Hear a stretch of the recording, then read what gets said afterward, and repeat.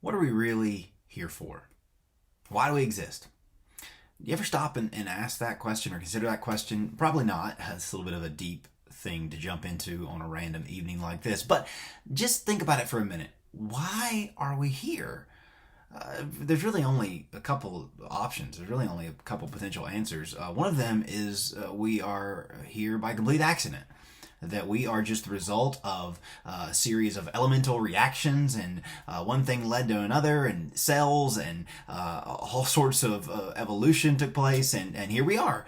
We humanity has risen to the top of the evolutionary food chain, in terms of society and in terms of the civilization that has been built on this earth. We are just completely accidental, right? We are just the byproduct of circumstances, and you and I are here because people, humanity, exists at the top of the food chain on this planet, and we have the power, we have the tools, we have the technology, we have the ingenuity, we have all the things that you need to be in the position we're in. We are either here by complete accident, and we're here today, we're gone tomorrow. It doesn't matter what we do, how we do it. It's either that, or we are created. We are created by a creator. We are creatures made by a higher being for his purpose. I know sometimes people want to have a little bit of both. A little bit of, well, we're here through some sort of series of accidents, but maybe there's a God who put it all in motion, or we're here, because of God, but we're also here to do our own thing because God is really not involved. People want to kind of mix and match, but there's really only two options. We are either here by complete accident, or we are here for a specific purpose. It is one extreme or the other. You are either a complete random happenstance, because cells evolved and mutated and adapted, and now you're here. Or you are here because God made you, and God gave you a purpose, and you are here for his purpose. Now, again, I know there's some that would want to meet in the middle and go a little bit of column A, a little bit of column B, and we could talk about that all day long, even with scripture, but I really think that it all boils down to either A or B, and I think you and I know which is the answer, and I think, of course, the Bible answers that. But when you think about it like that, and on those terms, and through that lens, why are we here? We are here because God made us. And all of a sudden that begins to inform, and that begins to guide and influence us. And it really demands that we consider what our life is all about, or what our life should be all about. And that we should not take lightly that we have been created by a God for a purpose that he has set in stone. And we should not spend one moment of a single day assuming that this life is for our leisure, that this life is at our disposal. If we are made by a God for a purpose set by that God, then we ought to be very in tune and acutely aware of who he is, what he's up to, and what he has required of us and what he has given us to do. So the Bible helps us out on this. The Bible makes it very clear that you and I are created by God, for God. By God, for God. We are created, Isaiah 43 verse 7, that's your go-to verse if you want to know at top level, hey, why are we here? We are created by God, Isaiah 43 verse 7, for his glory. God has formed us and God has made us. We are created for his glory. Now, let's talk about glory. This is something that certain church circles talk about a lot. Certain church circles may not ever talk about it at all, and a lot of times the glory people, we can be that can be all we ever talk about, and sometimes that can be maybe a little bit much if that's not something that you talk about all that often. So what is glory? What is God's glory? Glory, the Greek word doxa, glory is, let's talk about it in the terms of a flag that is raised. There is a flag that is raised in our country. It is our country's our national, a symbol of who we are, what we represent.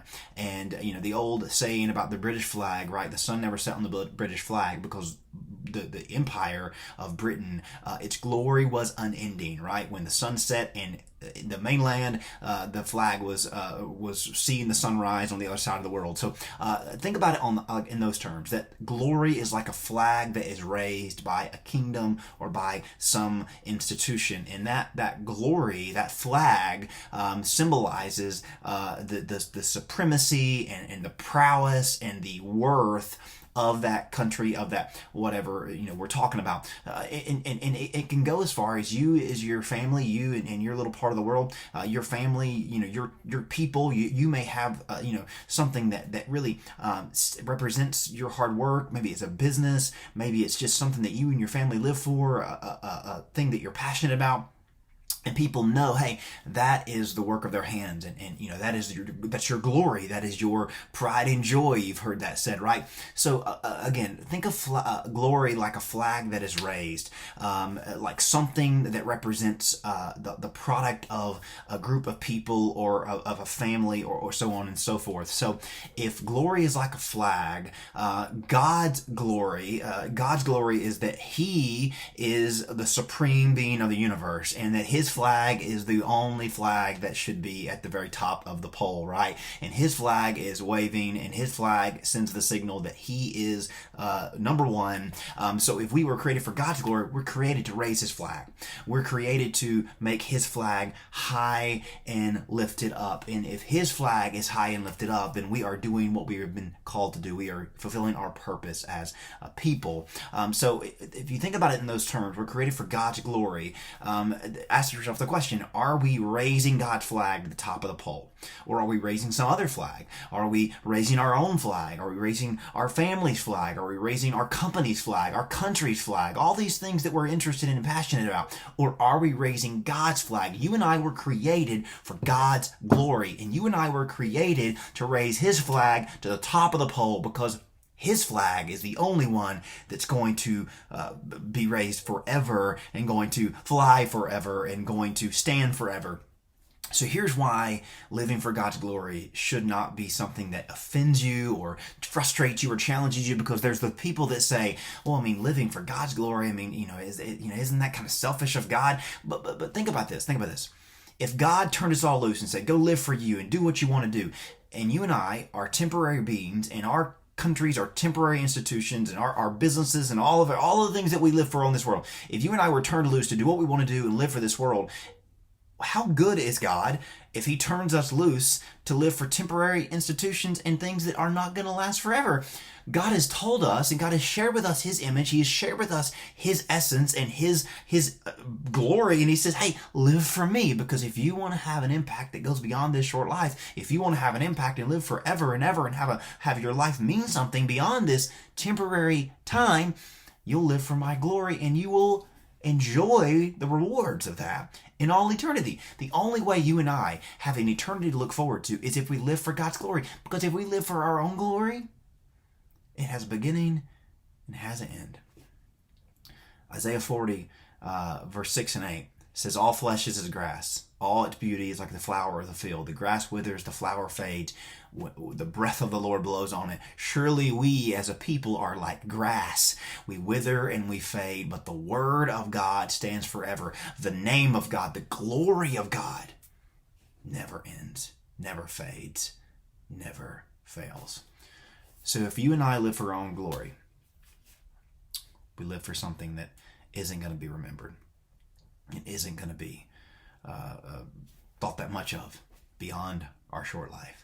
If we live for God's glory, we have something to look forward to beyond this life, and we are fulfilling our purpose as creatures made by God in the image of God for the purpose of God. So why do we exist? We exist for God's glory, and that should cause all of us to bow on our humble faces every single morning and say, thy will be done, thy kingdom come, my will go, your will come. That should cause us every day to say to God, this is your day, have your will, have your way. This is your day, have your will and have your way. This is your world. This is your universe. This is your kingdom forever and ever. Thine is the kingdom. That's the prayer, right? The power and the glory forever. Our glory has a shelf life. Our glory, it glimmers, and maybe it's bright for a season, but it fades and it fizzles. But God's glory burns bright forever and ever. So if you live for Him,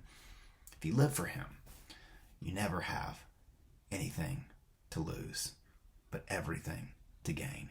So why do you exist? Why do we exist? Why does the person next to you exist? We all exist for the same reason. For God's glory. To live for Him. To make much of Him. So that He can reward us and that we can be rewarded by His presence and His glory forever and ever and ever in a kingdom that has no end. So that's the framework. That's the foundation that we should live our lives on every single day. Why do we exist? Really? Why do we exist? We exist because of God, for God.